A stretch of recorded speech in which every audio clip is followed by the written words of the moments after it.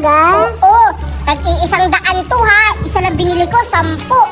Kaya isa muna. May sukli pa ako yung 90. Ay, wag mo na pala susuklian para kukuha na lang ako ulit.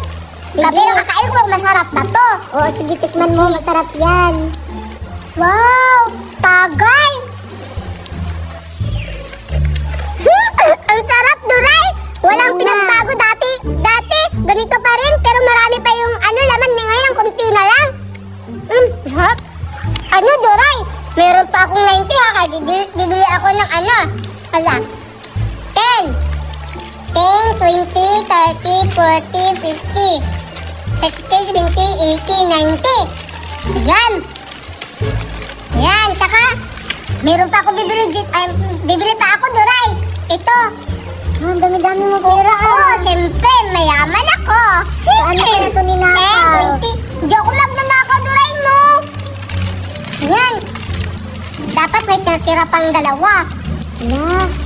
pa, uy, laki pa yung sukli ko dyan. Ito. Yan. Oh, keep the change, Duray, sa akin na to. Wow, inubos mo. Meron pa akong pera. Bibili ako ulit sa'yo, ha? Sige. Ay, sa'yo na yan lahat, oh. Keep the change. Wow.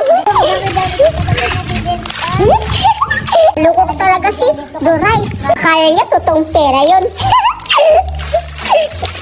Dami-dami kong nabenta at saka naubos na yung paninda namin. Matutuwa talaga si Judy Anito kasi pagbalik niya, wala na kaming tinda. At saka marami na kaming pera.